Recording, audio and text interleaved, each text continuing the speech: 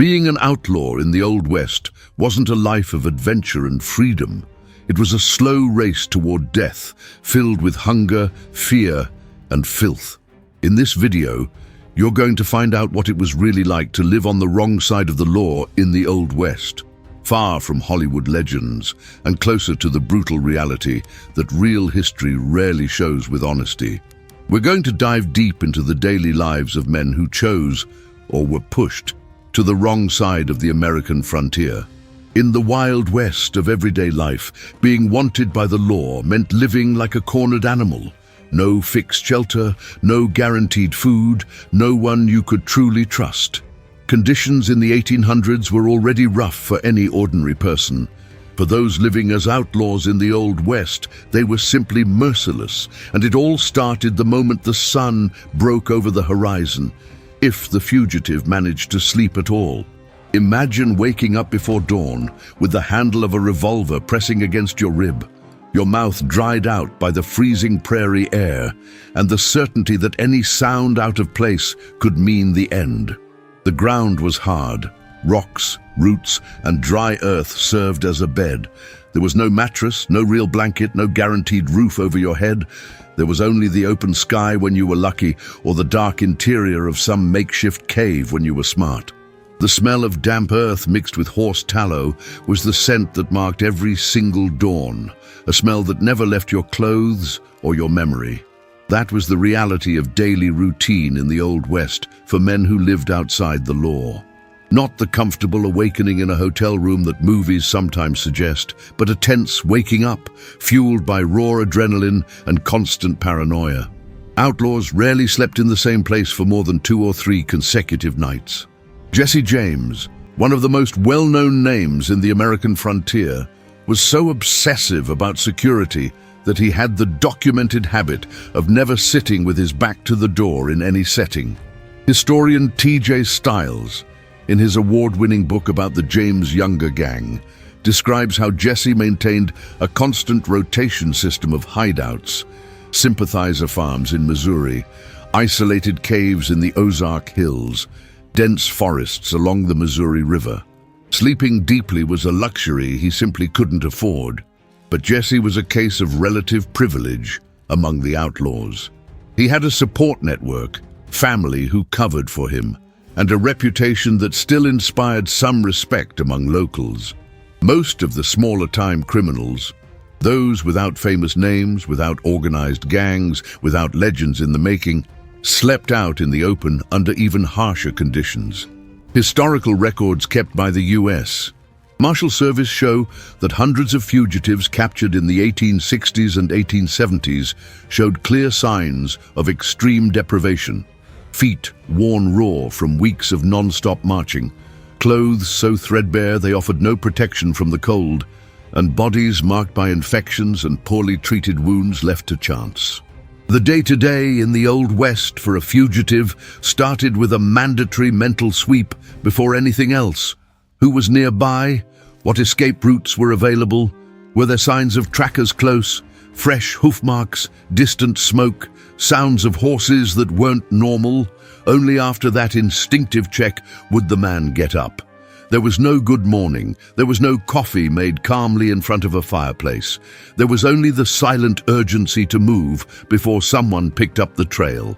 When there was the luck of being close to a water source, a creek, an abandoned well, a spring, the fugitive drank, filled whatever container he had, and moved on. In many cases, those containers were old, dented tin cans, canteens with holes patched up with pine resin, or pieces of rawhide tied with animal sinew.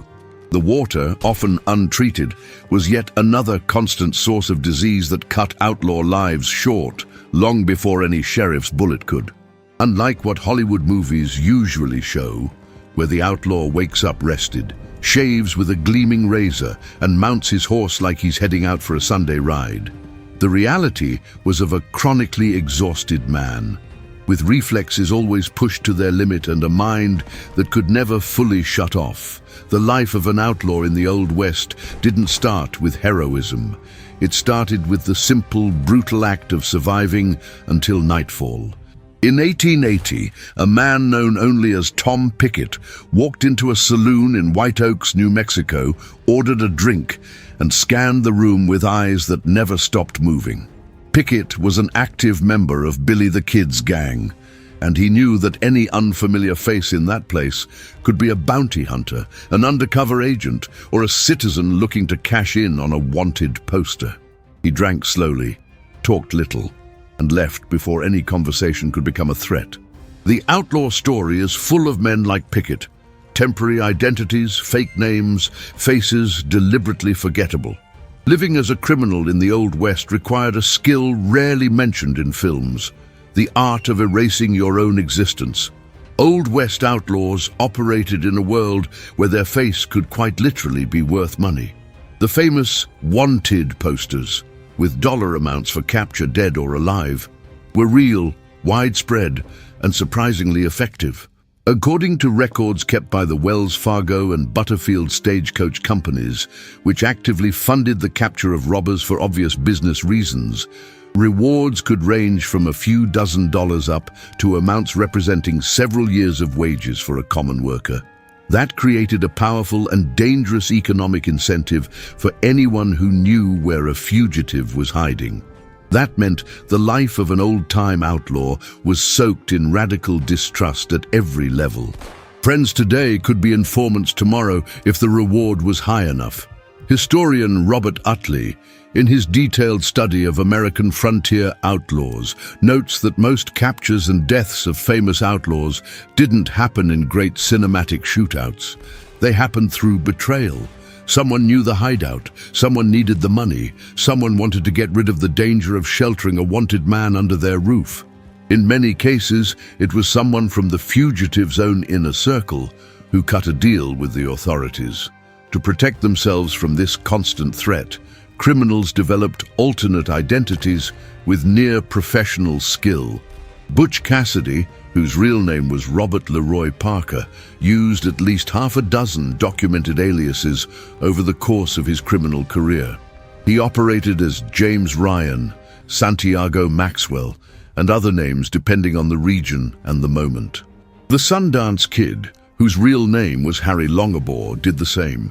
When both of them tried to start their lives over in Argentina in the early 1900s, they created entirely new identities with forged documents. A practice that, according to researchers who studied the archives of the Pinkerton National Detective Agency, the private agency that hunted them for years, was standard among the most experienced criminals of the frontier. The life of an old-time outlaw was also a life of forced silence. The less you revealed about yourself, the lower the chances of being betrayed. That created a particular and corrosive kind of loneliness. Men who lived alongside each other for months, sleeping side by side, eating the same miserable food, facing the same dangers, but who never truly knew each other. Real names were rare. Personal stories, when told around a campfire, were often fabricated from start to finish. Distrust was the social fabric of the frontier underworld, and everyone knew it. There was also the practical problem of the wanted posters. The physical descriptions on those documents were based on witness accounts and were frequently inaccurate, outdated, or completely wrong. A criminal who gained weight, shaved his beard, picked up new scars, or simply aged could, with some luck, go unnoticed in towns where he wasn't known.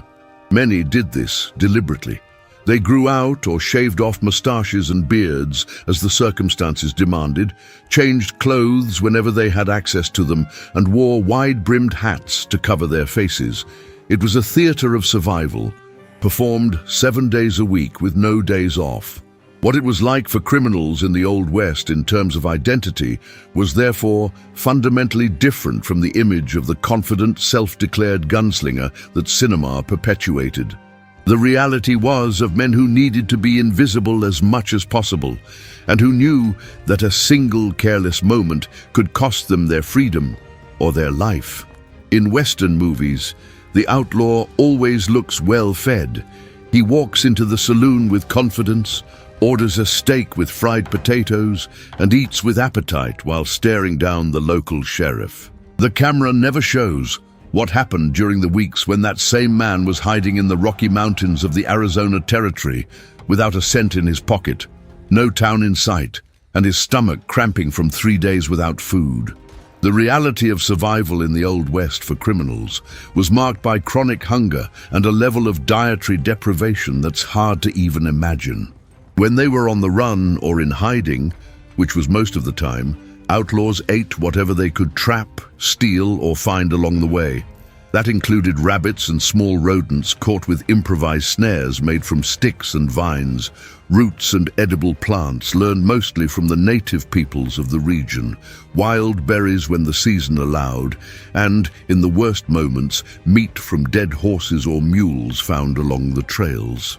Andy Adams, in his book The Log of a Cowboy, one of the most detailed and honest sources on food in the American West, describes how men in desperate situations would boil saddle leather and suck bone marrow to keep from starving to death. Pemmican deserves special mention here.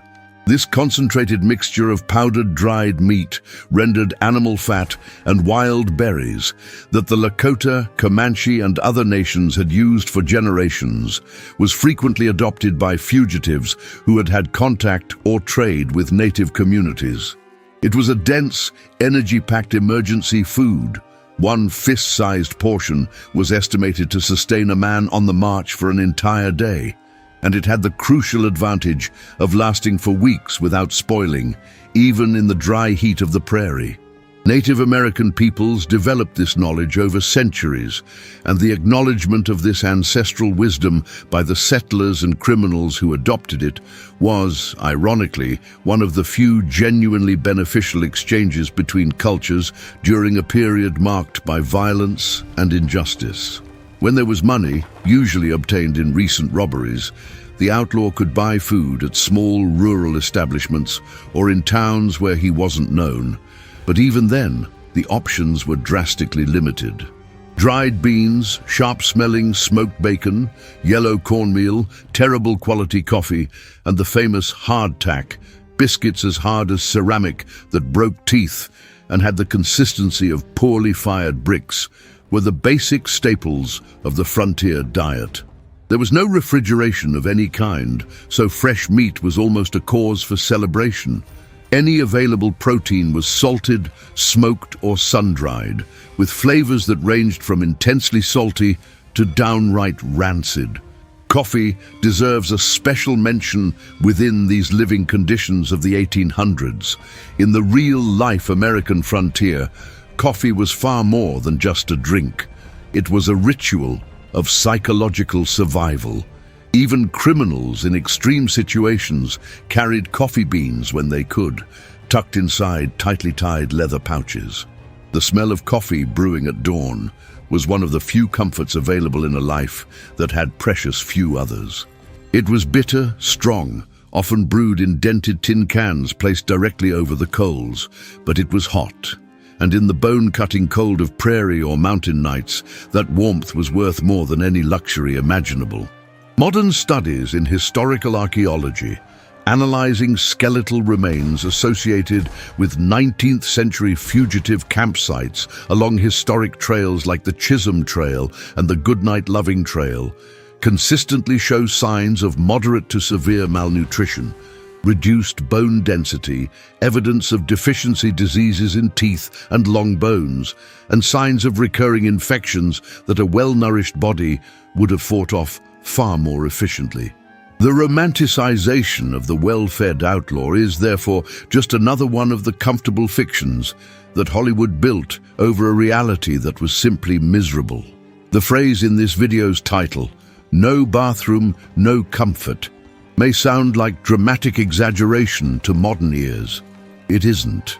It's a factual and accurate description of living conditions in the 1800s for anyone on the American frontier. And it's even more exact when applied specifically to those who lived outside the law, unable to visit towns with any regularity.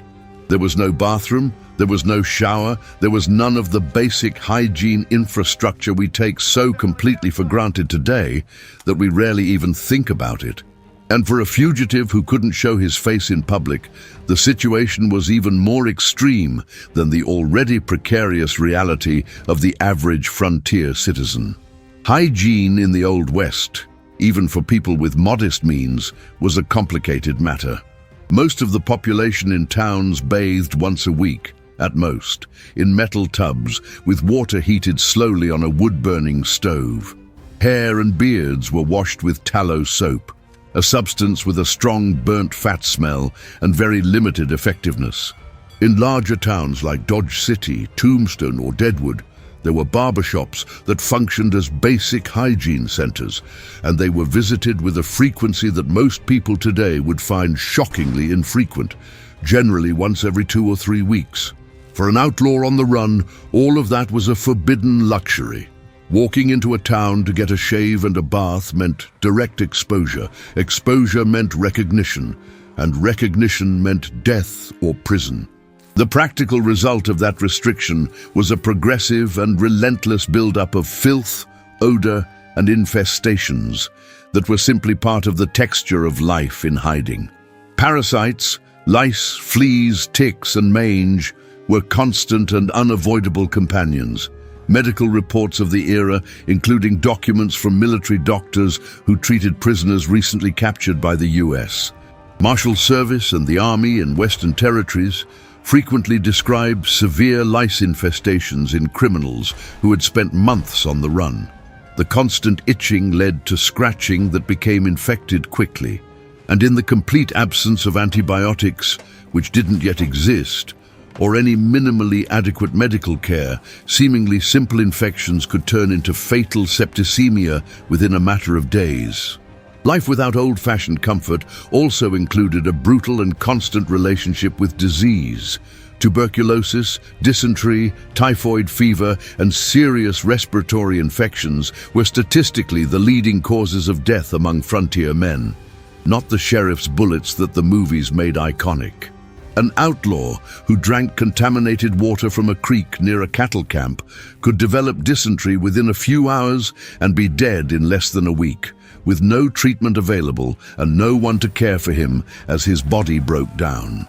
D. Brown, in his monumental work on the American frontier, observes that the life expectancy of an active criminal was dramatically reduced not only by the obvious dangers of his trade, but by the continuous and accumulated physical wear of the conditions in which they lived.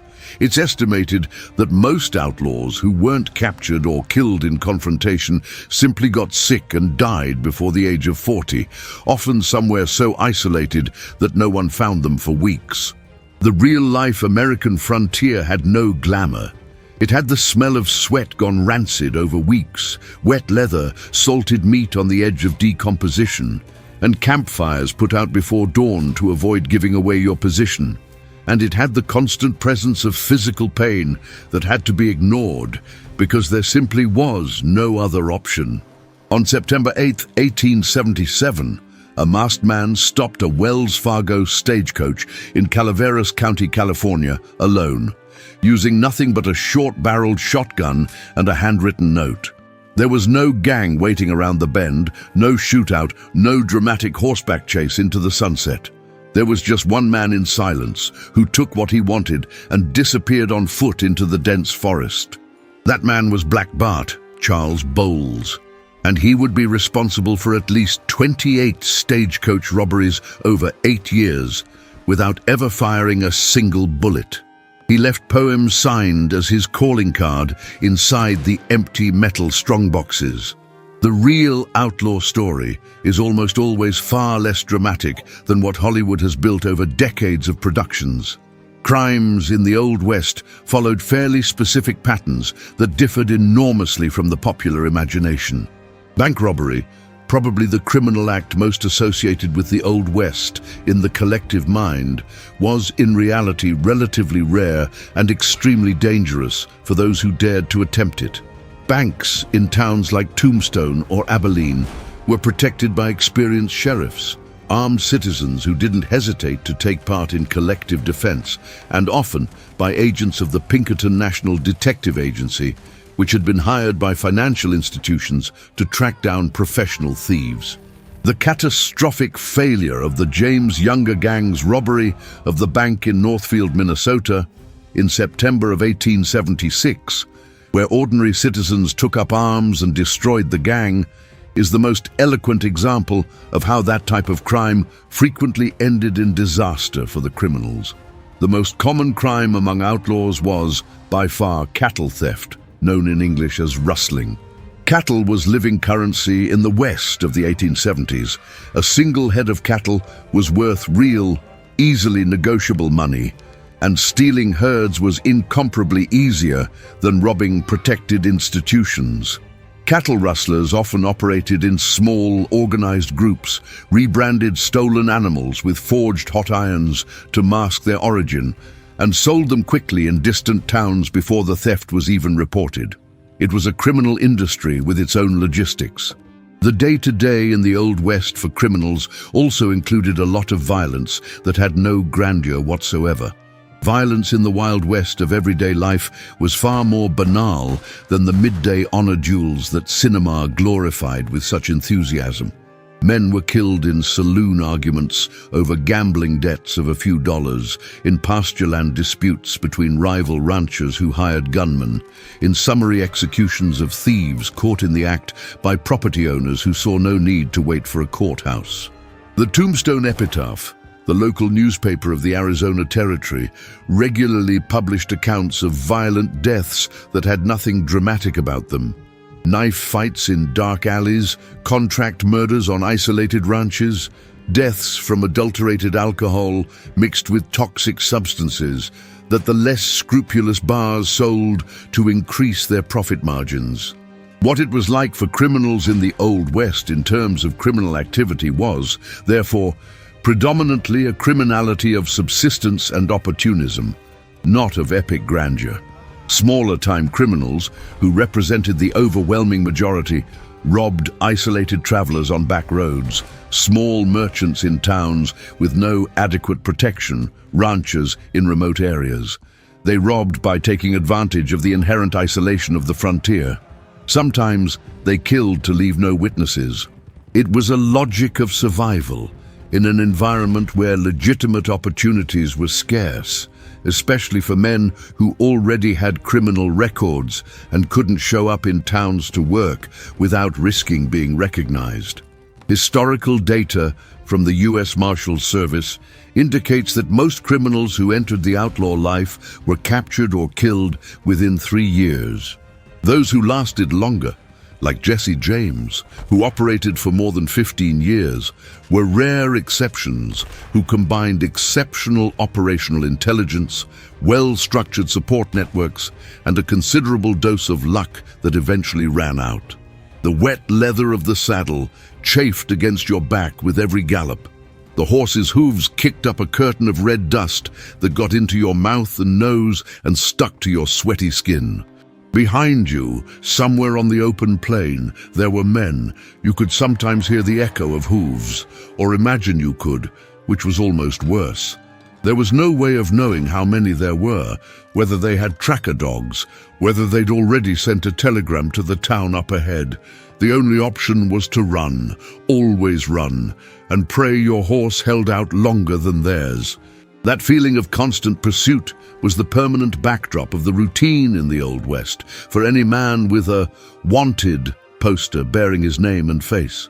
The system for capturing fugitives on the American frontier of the 1870s was more organized and efficient than conventional wisdom suggests. U.S.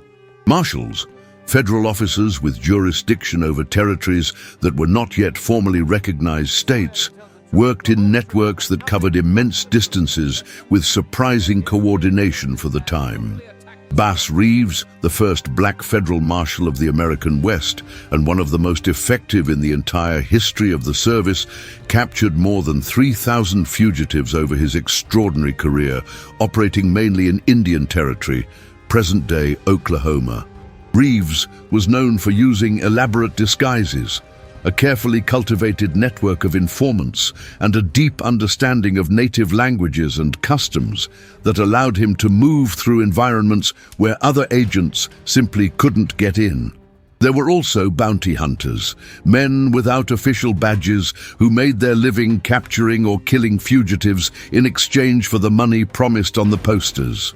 It was a job that attracted all kinds: former lawmen without steady employment, gunmen looking for income, Civil War veterans who had tracking skills but few legitimate options in the frontier job market.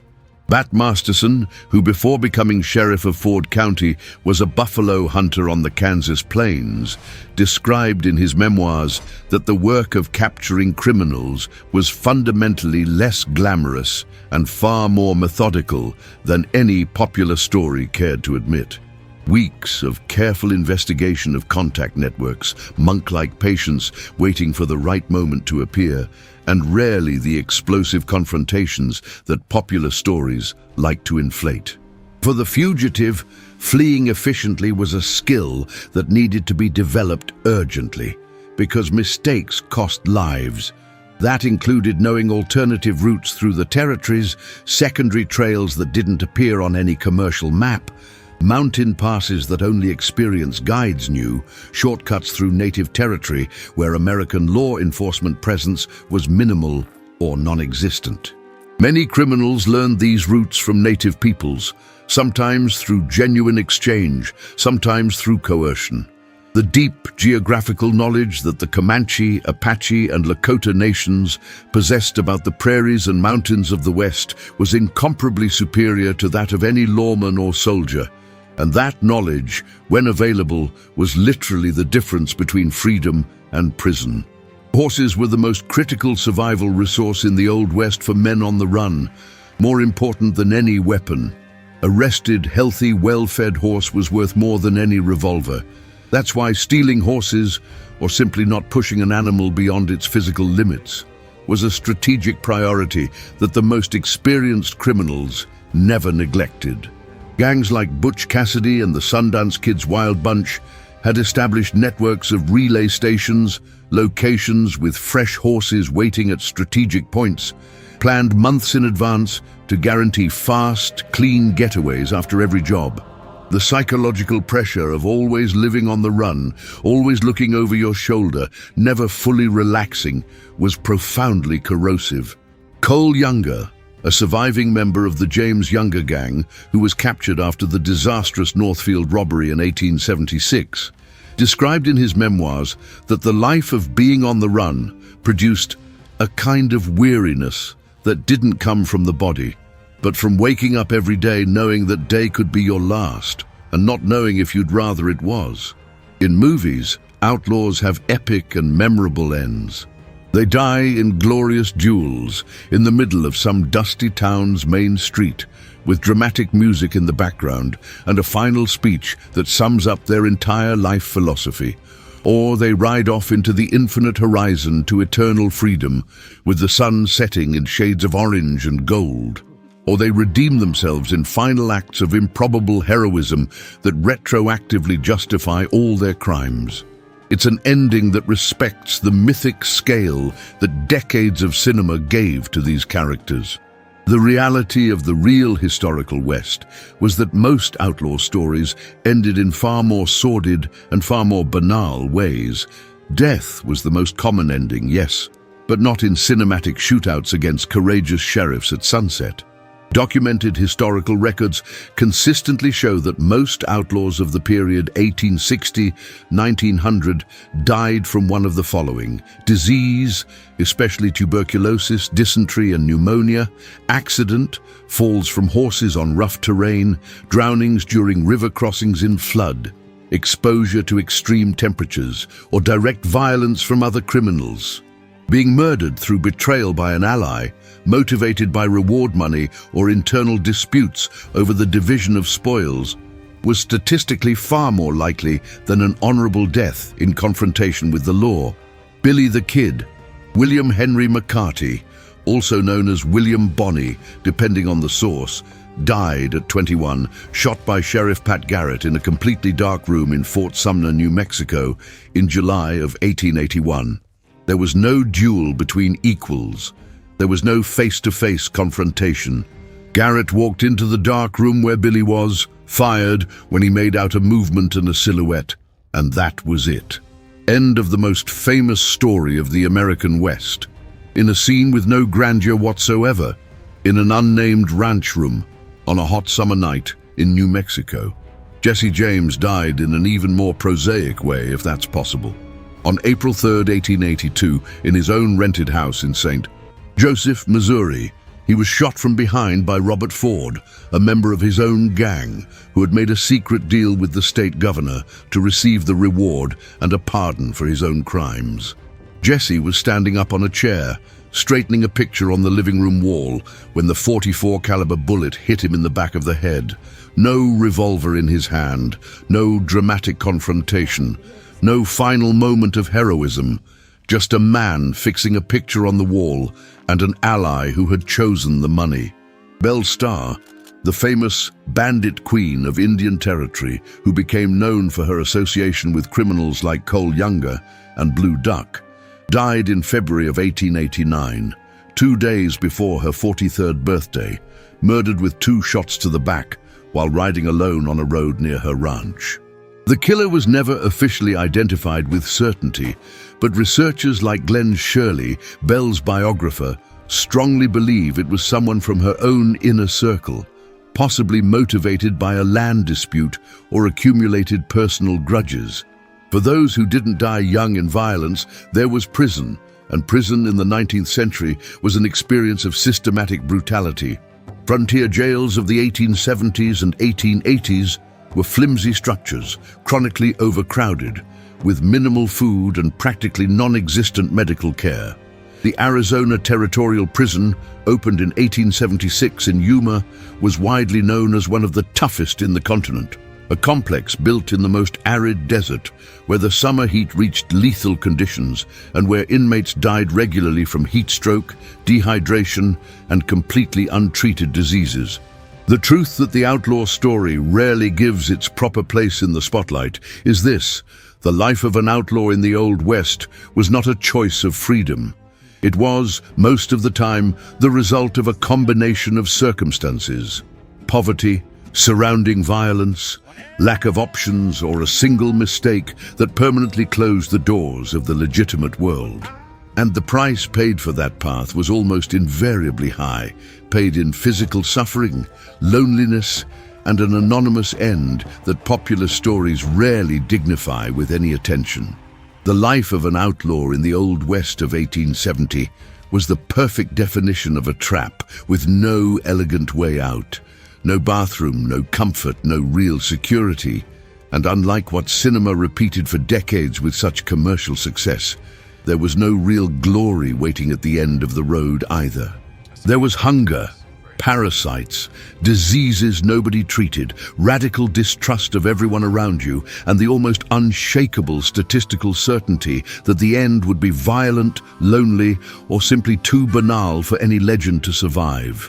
What Hollywood did by portraying these men as romantic heroes or anti-heroes was, in practice, erase the real brutality of a historical period that deserves to be understood with honesty.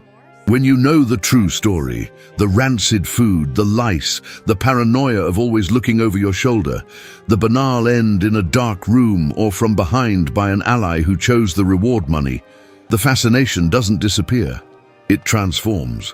It becomes a genuine fascination with human resilience in the face of extreme conditions, with the complexity of lives that existed on the edge between civilization and chaos, in a world where the rules were still being written in bullets and blood. These men lived in a unique time and place in history, and their reality was far more interesting and far more terrible than any Hollywood screenplay ever dared to truly show. Now, a specific question for you. Of the aspects of real outlaw life you discovered in this video, the constant hunger during weeks on the run, the completely non-existent hygiene, the paranoia of never being able to trust anyone, or the banal and inglorious end that most of them had. Which one surprised you the most? Drop it in the comments. I want to know what shocked you most. If this video changed the way you see the real Old West, hit the like button and subscribe to the channel. In the next video, we're going to dive into the lives of the marshals and sheriffs who hunted these men, and discover that, more often than not, the line between the right side and the wrong side of the law was a lot thinner than anyone would have liked to admit. Don't miss it.